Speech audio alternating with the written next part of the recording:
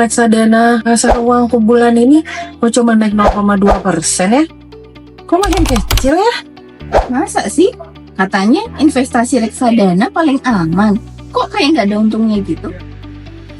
Bisa jadi kayaknya kita salah deh memahami investasi low risk. Ayo kita tanya ahlinya. Apakah benar investasi beresiko rendah itu bebas dari bahaya? Atau justru menyimpan jebakan halus yang jarang kita sadari? Yuk kita bedah bareng bersama Prof. Levi, praktisi dan edukator keuangan. Jadi investasi low risk itu apa sih, Prof? Investasi low risk adalah jenis investasi dengan fluktuasi nilai yang rendah. Artinya, perubahan nilainya tidak terlalu tajam dalam jangka pendek. Biasanya, contohnya adalah deposito, reksadana pasar uang, dan obligasi negara jangka pendek. Namun, rendah risiko bukan berarti tanpa risiko. Kadang kita hanya melihat stabilitas nilainya saja tanpa memperhatikan ancaman di baliknya. Sebagai contoh, saat pandemi 2020, banyak investor yang ramai-ramai investasi dana di deposito karena dianggap aman. Tetapi ketika inflasi naik ke 5% di tahun 2022, bunga deposito hanya 3%. Nilai real uang justru menyusut. Nah, ini aman secara nominal, tapi rugi secara daya beli. Jadi bisa rugi pelan-pelan karena inflasi ya, Prof ya? Betul, inilah yang disebut risk illusion. Terlihat aman, tapi justru rentan dimakan inflasi. Jadi kita harus hitung nilai investasinya setelah real dikurangi inflasi ya, Prof? Tepat sekali. Prof, saya tuh pakai reksadana pasar uang buat simpen dana darurat. Awalnya tuh naik stabil, tapi belakangan tuh makin kecil returnnya. Itu karena suku bunga BI yang turun.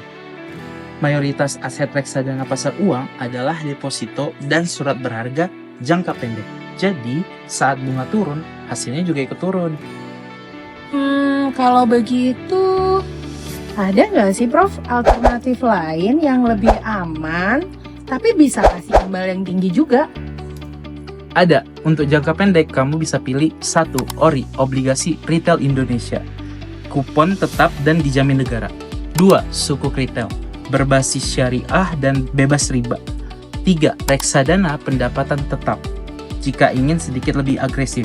Nah, sebagai contoh, seorang investor pensiunan memindahkan 50% dana dari deposito ke ORI 019 di 2023 dengan kupon 6,1% yang tetap selama 3 tahun. Nah, returnnya akan menjadi lebih tinggi dan tetap relatif lebih aman. Berarti tetap bisa aman asal kita tahu instrumen yang tepat ya, Prof ya? Benar, kuncinya adalah penyesuaian dengan profil dan tujuan investasi kita masing-masing. Prof Levi, saya tuh pernah dengar ada risiko sistematis dan tidak sistematis.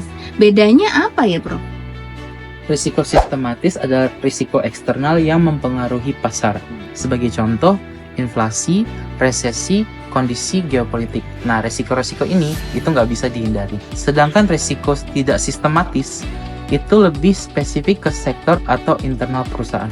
Misalnya manajemen perusahaan yang buruk atau produk yang gagal di pasaran.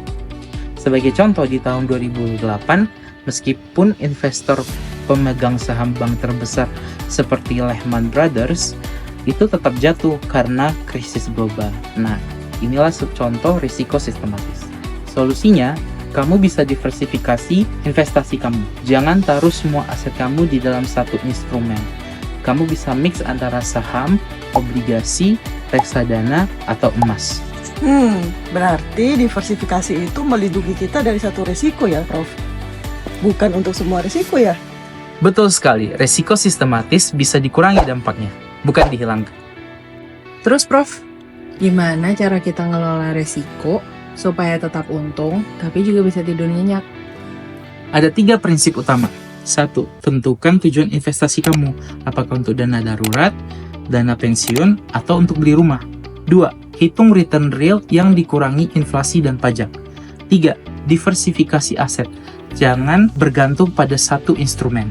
Contohnya, kamu bisa alokasikan 40% aset kamu ke reksadana pasar uang yang lebih liquid. 30% ke ORI atau sukuk retail yang lebih stabil dan terjamin. 20% ke emas digital, 10% ke saham. Kalau saya tipe moderat, bisa nggak ya nambah porsi sahamnya?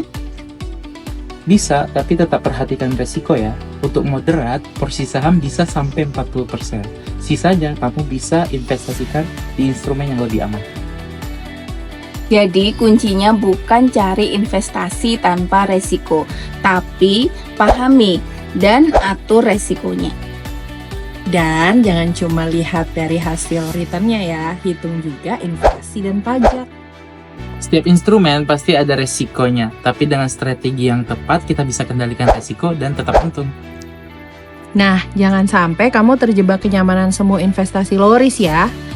Bagikan video ini dan subscribe untuk lebih banyak tips financial praktis. Karena investasi terbaik dimulai dari pemahaman terbaik.